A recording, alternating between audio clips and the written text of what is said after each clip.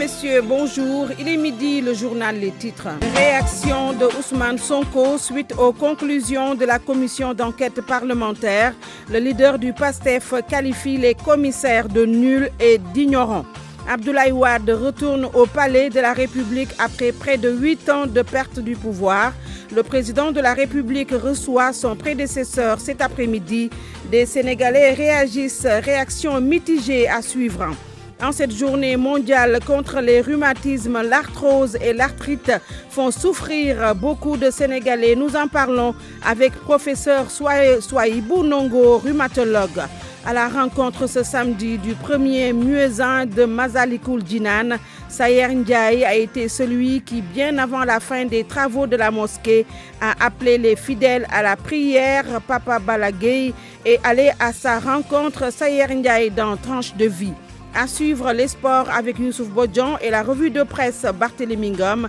À la technique de ce journal, il y a Abdoulaye Diop. À la présentation, Binta Diallo. Bienvenue à tous et à toutes. Direction Ziguinchor. Lamine Ba, bonjour. C'est bon.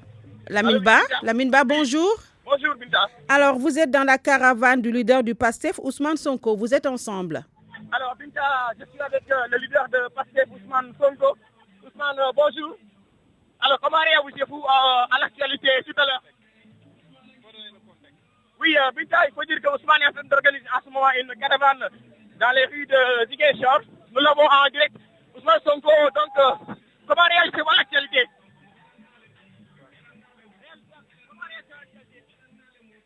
Vous voyez qu'on est en pleine caravane, c'est très difficile de parler dans ces conditions. Tout ce que je peux dire, c'est que cette commission d'enquête parlementaire, c'est eux-mêmes des blanchisseurs d'escroquerie. Cette commission doit être poursuivie en justice, traduite en justice, poursuivie, jugée et condamnée parce que c'est des blanchisseurs d'un fait grave d'escroquerie. Parce que dans tout leur rapport, eux-mêmes ont reconnu qu'il y a eu escroquerie. Mais pour aboutir à la conclusion que Mamour Diallo n'était pas responsable, mais c'est son second. En ce cas de cause, je tiens une conférence de presse dans 1 heure de temps. Vous aurez tous les détails de cette affaire parce que c'est impossible de développer en pleine caravane. Merci.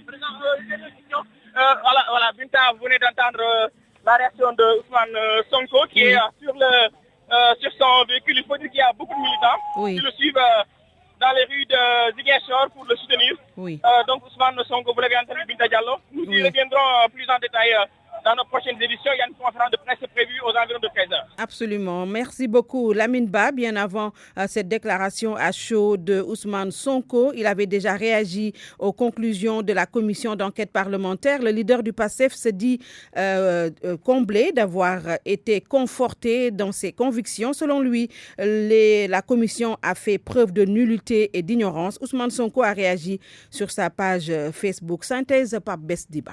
Les conclusions de la commission d'enquête loin d'ébranler Ousmane Sonko. Au contraire, le leader de PASTEF dit être l'homme le plus comblé sur terre en voulant agir contre moi, écrit-il. Cette commission politique n'a fait que confirmer totalement mes accusations d'escroquerie, faux et concussion. Ousmane Sonko de faire remarquer que la nullité et l'ignorance exposées au fil des pages lui facilitent la tâche en révélant même des détails qu'il n'avait pas. Dans tous les cas, certains passages du rapport soulignent qu'aucune des personnes auditionnées n'a affirmé ou reconnu que Mamour Diallo ait pu commettre un détournement de deniers publics.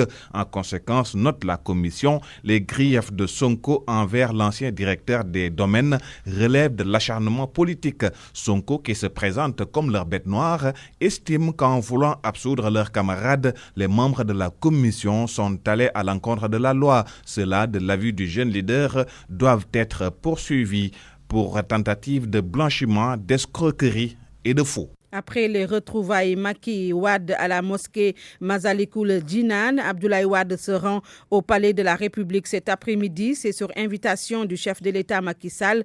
Des Sénégalais donnent leur point de vue. Si d'aucuns saluent, d'autres n'y voient pas d'intérêt à Dimaguène Ndiaye. Wade a déjà fait son temps. Ils n'ont qu'à laisser Macky terminer son mandat. La rencontre entre Maître Abdoulaye Wade et Macky Sall suscite le débat au sein de la population. Keba Traoré, informaticien, estime que cette rencontre ne fait que rapprocher les deux personnalités. Oui, j'apprécie parce que deux personnes qui avaient des querelles, maintenant qui se réconcilient. Ça, c'est une bonne chose. Pour Christian Agboton, ces retrouvailles ne vont rien apporter à la population. Ça, c'est une bonne chose pour eux deux. Mais nous, à la population, ça ne nous rapporte absolument rien. C'est deux époques différentes. Lui, il a fini. Lui, il est en plein essor. Donc, on n'y peut absolument rien. Ce que nie cette dame, au contraire, elle salue l'acte qu'elle qualifie de quelque chose de bénéfique pour la population sénégalaise. C'est entre père et fils qui s'est en train de réunir pour le peuple sénégalais. Parce que ce qu'ils sont en train de faire là, pour moi, je pense que c'est l'amélioration de ce pays. Le président Macky Sall et Abdoulaye Wade ont enterré la hache de guerre à l'occasion de l'inauguration de la mosquée de Massalikul Jinnan. La rencontre de cet après-midi pourrait être un autre jalon dans le rapprochement des deux hommes. Il est midi et 6 minutes. Nous allons nous rendre à l'instant à l'université Gaston Berger de Saint-Louis. Les étudiants sont dans la rue. Bonjour Mohamed Nabissila. Bonjour. Alors, les étudiants ont barré la route et brûlé des pneus. Oui, exactement. Cela depuis 11 heures. Ce sont des étudiants, plus d'une cinquantaine, qui sont sortis après rassemblement autour de l'œuf à l'intérieur du campus universitaire. Ces étudiants ont simplement quitté le rassemblement pour investir la route nationale 2 pour manifester contre l'orientation de plus de 5000 étudiants, donc prévue par le ministère de l'Enseignement supérieur. Ils se désolent également de la banalisation de leurs revendications. Pour ces étudiants, justice doit être faite pour Fallou Sène. Et surtout la question de la bourse a été évoquée, Binta. Et donc ces étudiants ont aujourd'hui en face des gendarmes qui ne sont pas encore intervenus. C'est un face-à-face certainement qui ne va plus durer, d'autant plus que la circulation est barrée sur la route nationale 2 depuis 1 heure et les allées et les venues sont complètement bloquées ici à l'université Gaston Berger de Saint-Louis, d'où vous a parlé Mohamed Nabissila pour la RFM. Merci beaucoup Mohamed. L'inspecteur principal des impôts, Édouard Sène, offre des fournitures scolaires à son ancienne école. Il a saisi l'occasion pour demander aux communes de couvrir entièrement les besoins en fourniture des élèves. Au micro de Babacar Diouf. Estimons que le budget qui est dégagé aujourd'hui par la mairie pour l'achat de fournitures scolaires est en réalité une aberration. Parce que pour l'année dernière, le budget prévu en tout cas était de 7,5 millions. 7,5 millions pour l'ensemble de la commune. Et aujourd'hui, vous pouvez demander aux directeurs d'école qui sont là, et d'ailleurs qui ont reçu les fournitures scolaires, la dotation de la commune. Aujourd'hui, on se rend compte qu'ils n'ont même pas un carton de fourniture pour 7,5 millions de francs CFA. Nous estimons qu'avec 6,5 millions, on peut doter de l'ensemble des élèves de fournitures scolaires avec moins de 7 millions. Aujourd'hui, on ne peut pas avoir une commune qui a un budget, c'est vrai, pas très très important, mais quand déjà le fonctionnement bouffe à peu près, ou en tout cas occupe plus de 75% des recettes globales, il y a un problème. Alors que j'estime que aujourd'hui, le maire aujourd'hui, avec juste son indemnité, s'il avait renoncé à son indemnité de maire, s'il avait renoncé à son carburant, il aurait pu juste avec ça doter l'ensemble des écoles de fourniture. RFM, la radio de toute l'actualité. Le Parti socialiste à Touba, aujourd'hui, une délégation dirigée par Aminata Mbengue Ndiaye, premier secrétaire général adjoint du PS. Les disciples de Cheikh Ahmadou Bamba célèbrent le Safar pour cette première édition. Safar Agua Medina, la particularité, consultation gratuite et des dons de médicaments. Ce mouvement compte pérenniser cette activité. Oumou Kalsoum Li, reportage.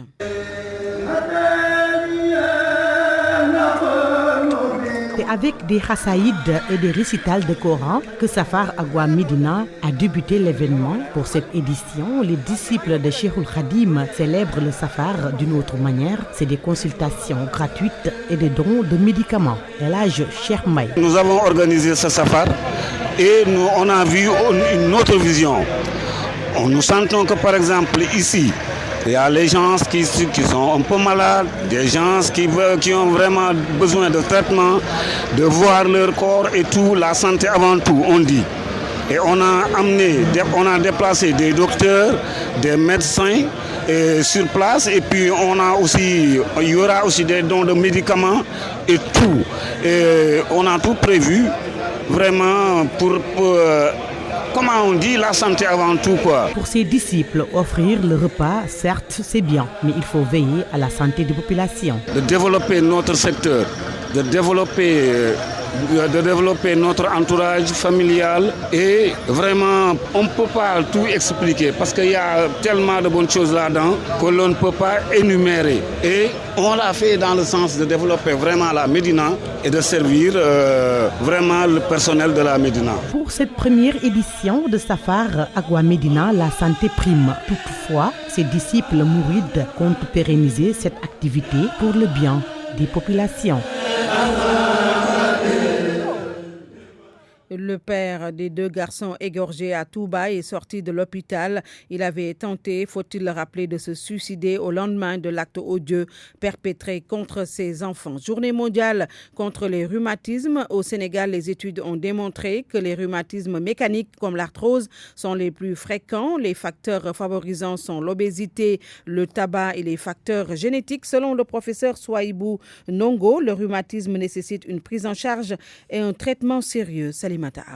Toute atteinte de l'appareil locomoteur est considérée comme un rhumatisme, c'est-à-dire tout ce qui constitue les os, les tendons, les articulations. Au Sénégal, les études montrent que les rhumatismes mécaniques sont les plus fréquents. Professeur Souaïbou Ndongo, rhumatologue, chef de service à l'hôpital d'Al Djam. Et par rapport à ces statistiques, 2 grands rhumatismes se dégagent, ce qu'on appelle les rhumatismes mécaniques, qui sont particulièrement dominés par l'arthrose, qui reste le rhumatisme le plus fréquent partout au monde, et l'autre versant est constitué par les rhumatismes inflammatoires. Et ces rhumatismes inflammatoires sont particulièrement dominés par une pathologie qu'on appelle la polyarthrite rhumatoïde, qui entraîne des douleurs inflammatoires au niveau de plusieurs articulations et qui peut évoluer si le traitement n'est pas très bien codifié à temps vers des déformations qui sont malheureusement dramatiques. Les facteurs favorisants dépendent du type de rhumatisme. L'obésité figure en bonne partie sur la liste. Si nous prenons un rhumatisme comme l'arthrose, par exemple, ses principaux facteurs favorisants sont d'abord l'obésité, la prise de poids, liée aux contraintes qu'exerce cette obésité sur les articulations,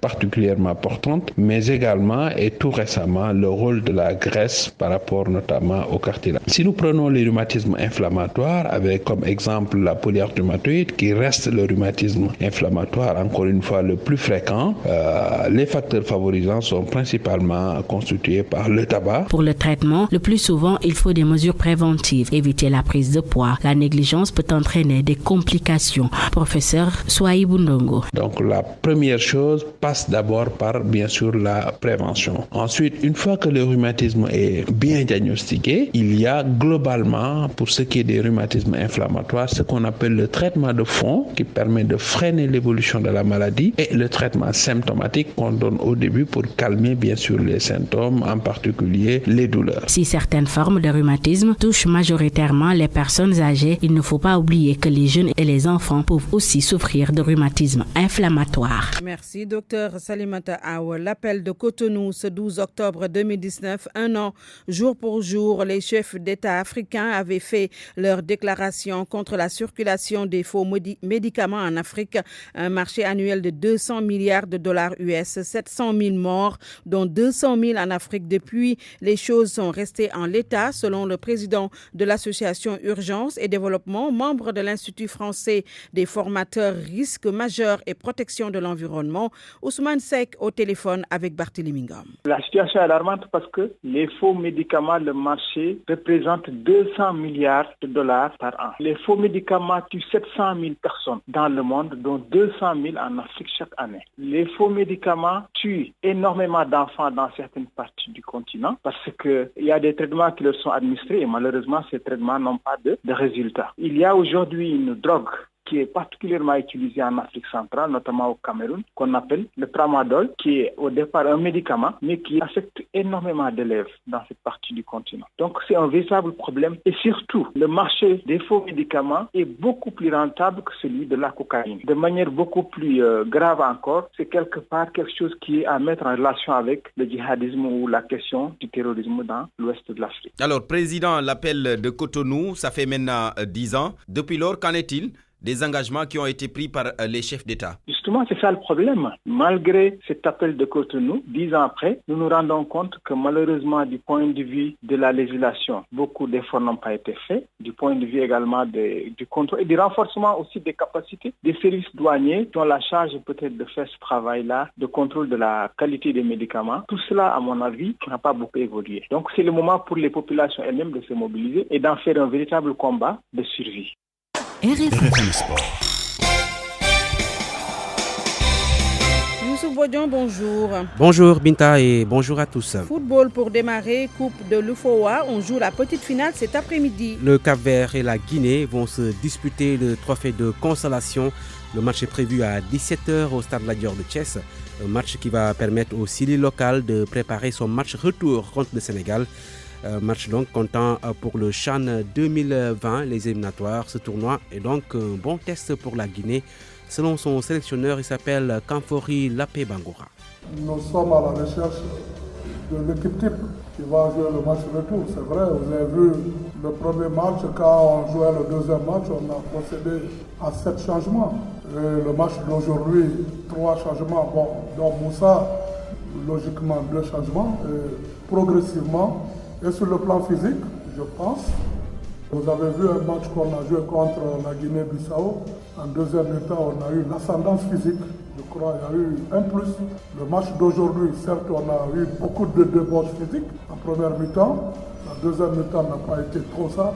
On tiendra compte de tout ça. Je crois à la finale, certes, on verra à peu près l'équipe qui va jouer le match retour. C'était Kamfori Lapé Bangoura qui va affronter le Cap-Vert, qui va jouer sa première finale après celle jouée au tournoi amical Cabral. Guinée-Cap-Vert, match prévu donc cet après-midi à 17h au stade Lat Dior de Thiès.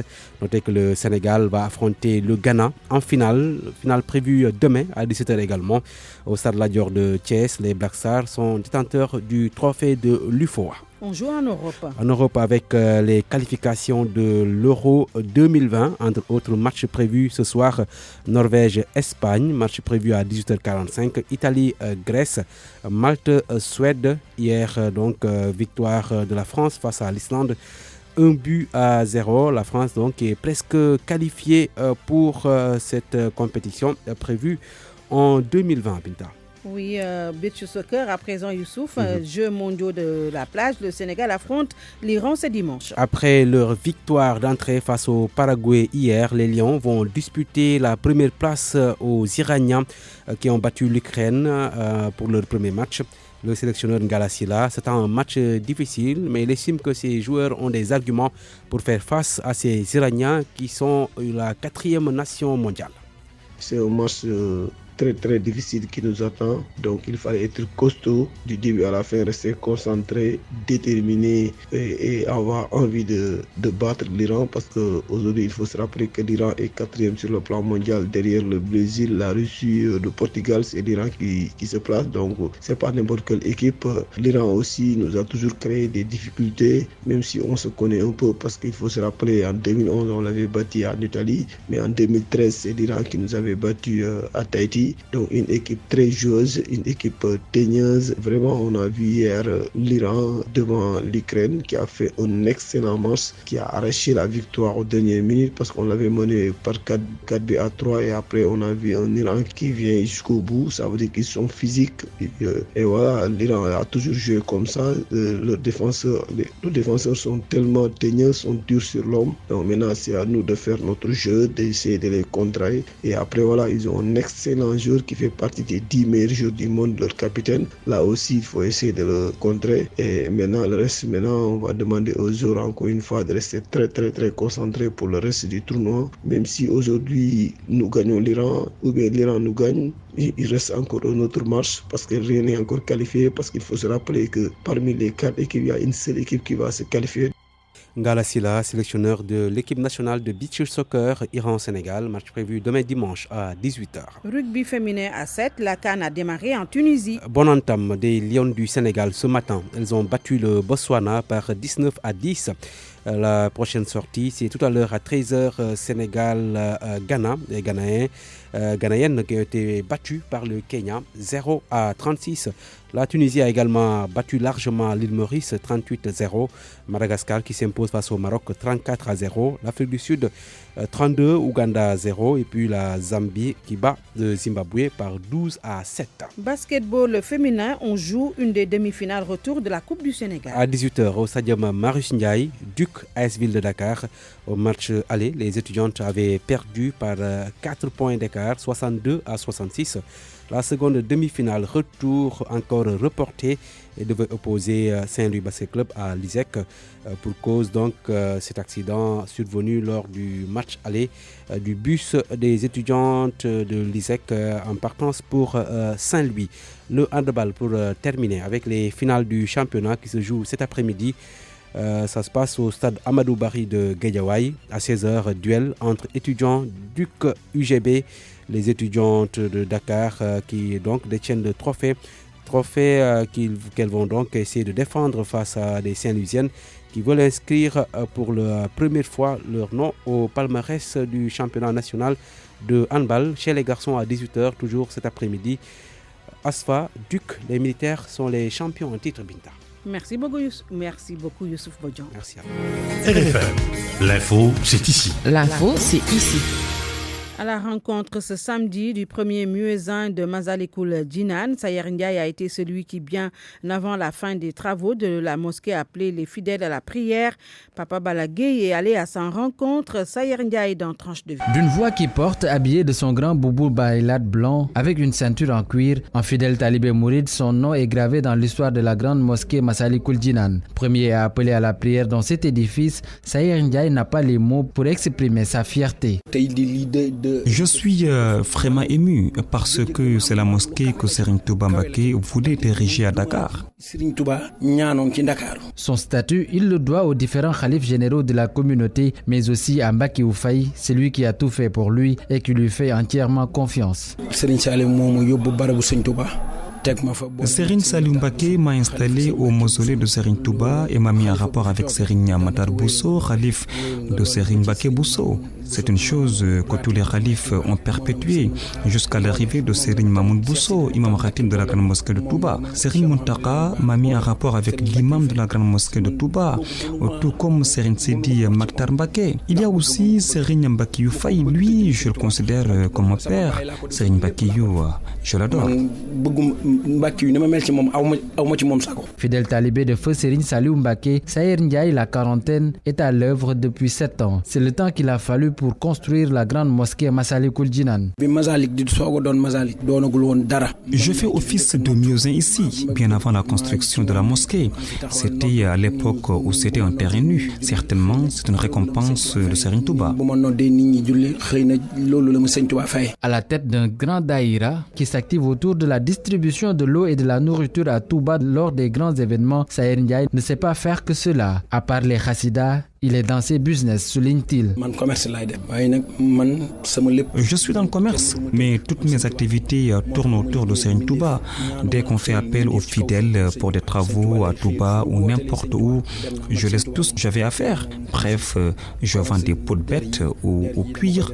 Je vends également des portables au centre commercial Touba Sandaga. C'est dans le business que je suis. Très engagé à travailler pour la confrérie et prêt à rendre service à tout moment, Sayer, comme l'appellent affectueusement ses proches, n'a Dieu que pour Serigne Touba. RFM, la presse du jour. Présent dans plus de 150 pays, RIA est un leader mondial dans le transfert d'argent. Avec RIA, envoyer et recevoir de l'argent devient plus simple encore grâce à une large présence à travers le monde. Faites vos envois à des tarifs compétitifs au Sénégal, en Afrique et vers l'international chez l'ensemble des agences de nos banques partenaires. RIA, votre meilleur choix pour le transfert d'argent. RIA vous offre votre revue de presse. Avec Barthélémy Ngom. Bonjour. L'affaire des 94 milliards de francs CFA du titre foncier 1451R en vogue dans la presse de ce matin, avec notamment les conclusions du rapport de la commission d'enquête parlementaire. Tous les journaux de ce samedi en parlent et notent à l'image de Source A que Mamour Diallo a été innocenté. La principale conclusion de la commission, selon mon confrère, a abouti à l'absence de détournement de deniers publics et à l'inexistence d'un quelconque comportement répréhensible de Mamour Diallo. Ce qui fait dire au quotidien que la commission d'enquête parlementaire fusille Ousmane Sonko. Mamour Diallo donc hors de cause. Sonko, dans de sales draps, énonce encore les Échos qui, en citant le rapport de la commission, informe que les griefs reprochés à Mamour Diallo sont dénués de tout fondement objectif et sérieux. L'AS souligne qu'Ousmane Sonko a été ainsi vilipendé et Mamour Diallo blanchi. Vox Populi évoque dans la foulée un réquisitoire de feu des juges de l'Assemblée nationale contre le leader de PASTEF. Le rapport, selon mes confrères du quotidien, qualifie les accusations de Sonko d'un acharnement politique et médiatique. L'Observateur, tout comme Source A, évoque de grosses révélations du rapport d'enquête sur l'affaire des 94 milliards CFA. L'Obs, qui entre dans les détails, note que conformément aux dispositions de l'article 152 du Code pénal, dans cette affaire dite des 94 milliards CFA, la seule personne habilitée à procéder au paiement est le chef du bureau des domaines de Ngor Almadi qui émet des chèques du Trésor dont il est l'unique signataire. Conclusion dans Source A, Maïssa Ndiaye épinglé tout comme Ousmane Sonko, accusé par la commission d'avoir violé la loi en jouant un rôle d'intermédiaire pour le compte de certains héritiers en utilisant des prête-noms. Il ressort de nombreux témoignages de personnes auditionnées, mais aussi de documents écrits et audio en possession de la commission que le député Ousmane Sonko avait clairement agi comme intermédiaire dans ce dossier. Les représentants des héritiers ont notamment fourni à la commission des feuilles de présence de réunions tenues avec Ousmane Sonko et signées de la main de ce dernier, rapporte encore Source A. Libération de dire que Sonko a été pris en flagrant délit. Le quotidien reprend et renseigne que la commission propose des sanctions pénales contre le leader de PASTEF pour refus de comparution. Dans tous les cas, l'AS fait savoir que Mamour Diallo va déposer sa plainte lundi ou mardi prochain. Restons à la place Soweto avec l'Observateur qui revient sur l'adoption hier à l'unanimité du règlement intérieur de l'Assemblée nationale et explique ce qui va changer avec l'idée d'un troisième groupe parlementaire qui a été agité. Vox Populi note qu'il s'agit en clair de la reconfiguration des commissions permanentes, de la suppression du passage obligatoire des ministres en commission saisie pour avis pendant la période budgétaire et l'instauration d'un comité d'évaluation des politiques publiques. Le député Théodore Chérif Monteil, rapporteur du groupe de travail de la commission des lois, se réjouit et laisse entendre dans les colonnes du journal que le Sénégal s'est résolument engagé dans une dynamique de modernisation de son architecture institutionnelle à travers une série de réformes constitutionnelles. Une audience au palais ce samedi, audience entre Abdoulaye Wade et Macky Sall. L'Observateur évoque le sujet à sa une et rapporte déjà les secrets de cette rencontre entre le président sortant et son successeur. 7 ans après, Abdoulaye Wade retourne au palais sur invitation du président Sall, une rencontre qui vient confirmer le vent de réconciliation qui souffle entre les deux hommes, dont l'acte 1 a été posé lors de l'inauguration de la mosquée Massalikul Jinan sous la houlette du Khalif général des Mourides. L'Observateur informe que l'affaire Karim Wade devrait être au cœur des discussions et en filigrane le cas Ousmane Sonko, le tout dans l'optique d'une pacification de l'espace politique. Une rencontre donc tant attendue entre Abdoulaye Wade et Macky Sall. L'actuel locataire du palais de l'avenue Roume, justement, il était hier à Touba. Visite en prélude au Grand Magal prévue le 17 octobre prochain. Le Soleil, qui évoque les actions du chef de l'État en faveur de la ville sainte,